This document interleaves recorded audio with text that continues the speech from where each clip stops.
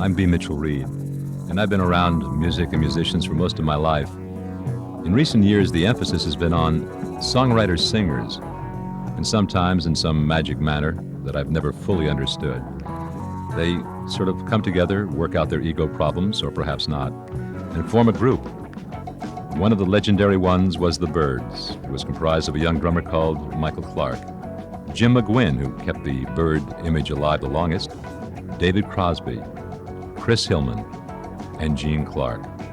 Of them all, Gene Clark, as a writer, singer, musician, has produced, in my opinion, some of the most memorable music over the last 10 years, and has often been called one of the most sensitive young talents to ever hit the creative vortex that we call Los Angeles. His latest and best efforts are encompassed in an album on Asylum Records called No Other. In this hour, we will explore the Gene Clark of No Other and the Gene Clark of yesterday. Why were you the one that, when all the interaction, all that tremendous amount of ego tripping was going down in the good days after you had made it, why were you the one in the middle getting all those vibrations, or the most susceptible to the vibration? Well, up front, that's a very sensitive question. But, Mitch, it's really hard to explain that. Let's say Roger McGuinn and I and David Crosby are probably better friends now than we've ever been in our entire life, all the way down the line. We're all good friends. How many years after the beginning of the relationship is it? Oh, God, say 10 years later. You know, I mean, we went through a long time where we didn't know whether we were jealous of each other. Now, I'm being very honest with you. I wanted to be honest. Right. Whether we were jealous of each other, whether we were envious, whether one guy was more talented than the other, and of course we were very young. I mean, the falling out of the Byrds was really a mistake. It was not on purpose by anybody's purpose. It only had to do with a bunch of guys who made it so big when they were 19, 20, and 21 years old that they could not possibly fucking handle it. When Tambourine Man hit in late 64 or 65, I was 19, 20 years old, you know.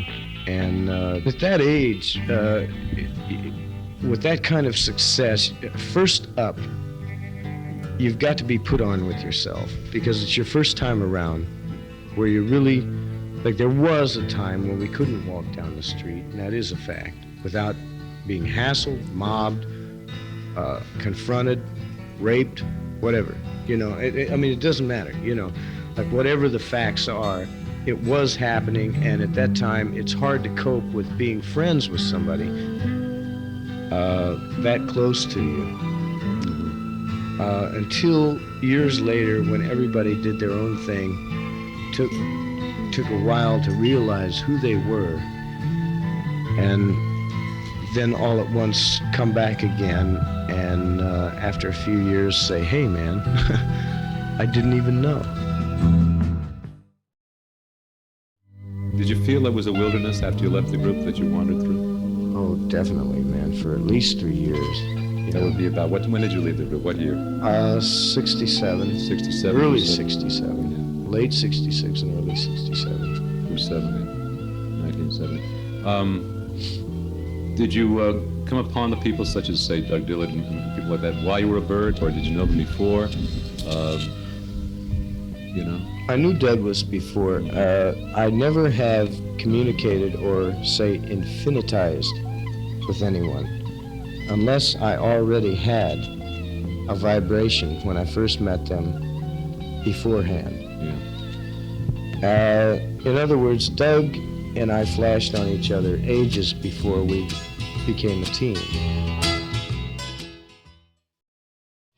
Doug and I are still very good friends, and I will say that he is probably one of the most chemically inspiring persons to me. As a matter of fact, on this brand new album I just did, yeah, he and I wrote one of the songs together. All right. Lady of the North. Lady of the North, right.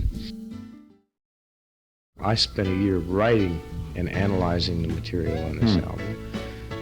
In other words, I live at my ranch in Mendocino. That's where I do all my writing. Or I do maybe half of each song. Then I fly down to LA and I finish them. and then I use this energy to record them.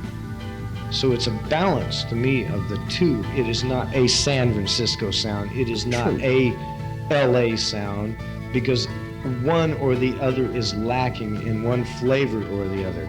In other words, I get my clear head and my creative writing ability from the peaceful northern coast, but when I come to LA, the energy hits me to inspire me to finish and to then give it the punch and to get all the way down. And also I have access to the finest musicians in the world. And believe me, no matter if you go to London, San Francisco, it doesn't matter where you go, Texas, all the finest professionals are in LA at this time.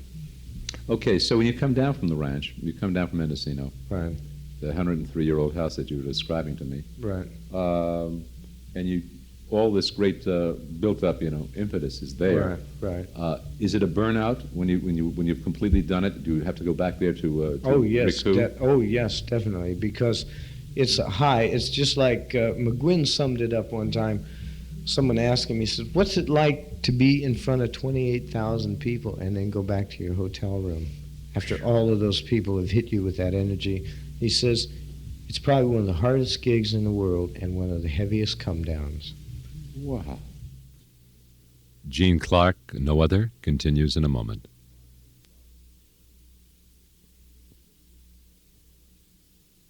The reunion, how did that all come about? The reunion of on Asylum Records of you and David and Chris and Michael, taking Michael back from Maui, and who have I left out? Roger. How did that all come about? The reunion was a frantic, excited, overblown, pushy, and not to slam any one person, but the record company was overexcited about it, stroked us too much on it.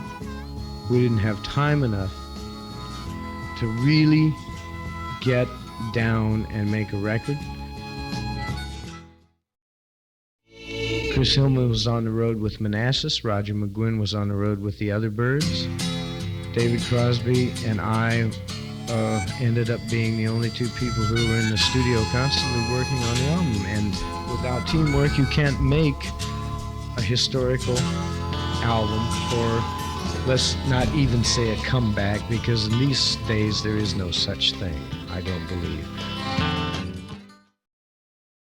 I believe that what is the Byrds or the Beatles or the Stones or Elvis Presley has nothing to do with a comeback. No. We've all heard of the Kingston Trio's 35th farewell tour, and we've all heard of Rudy Valley for the 25th time in his farewell performance. But these days, that is not the case. When the Byrds are 60 years old, they could be playing music together.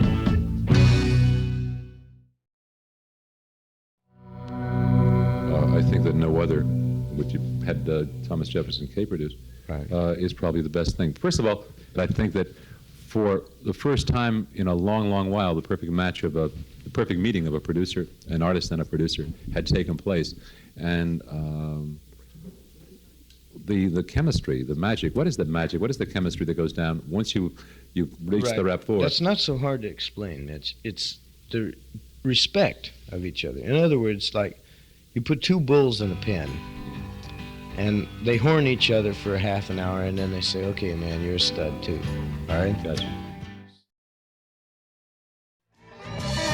Springfield is a flash that I didn't expect to hear, but I think No, it's very important. because of the cross-pollination? Right, because of the cross-pollination. Also because I remember the day that Dewey Martin came to my house after I'd quit the Byrds, and he said, "Richie Furay, Stephen Stills, and I are starting a group. We'd really like for you to be in it." And I said, "No." I was spaced. I was confused. I'd torn my telephone off the wall. I wouldn't fly on an airplane anymore. I was into that whole thing. And I said, "No, man, I have to pass. I can't do it." The trip is now that music spans through an ageless generation. There is no more gap between my children and me, for example. I know. There is not the same gap, man. My children and me are in direct communication. All right, they are faster and they are more intelligent because they're born with that. See, it used to be a few years ago that this whole thing of anyone who drank a shot of hard liquor and didn't smoke pot and was over 30 was a has-been. Now we're all over 30. Right. A lot of us are over 40. Right. Let's hope that the music scene, whether it's a new one that springs up out of nowhere, whether it's the people who continue, and I do believe that those who are real artists are going to continue to maintain no matter what. Just like Frank Sinatra has been singing and performing for uno months years. Yep. It doesn't matter. If you are a real artist, you are going to be a real artist. And in conclusion, I would like to say that I sure hope that the Byrds will regroup again under study. In other words, under an intelligent formulation, and take time. I mean, if it takes us 2 years to do an album, if it's an innovation again, Yeah. as it was, it's no good unless it is. Mm-hmm. And I believe that totally with all my soul. Well, that means that you will stop your the road train when you want to. No, I'll finish off what I'm doing. Yeah. Because everyone else is fairly busy at this time too. I mean, you got Hillman Souther and Foray, Right. and you also have Crosby, Stills, Nash and Young, and you got Roger McGuinn on his own, and you have me now on my own. Yeah. And so you have a combination of a bunch of people that have a lot of work to do before we get into it. But what we should do, say maybe a year from now, is stop everything, put our heads back together and workshop. Otherwise, I can say this to you and to everyone listening, that I won't do it.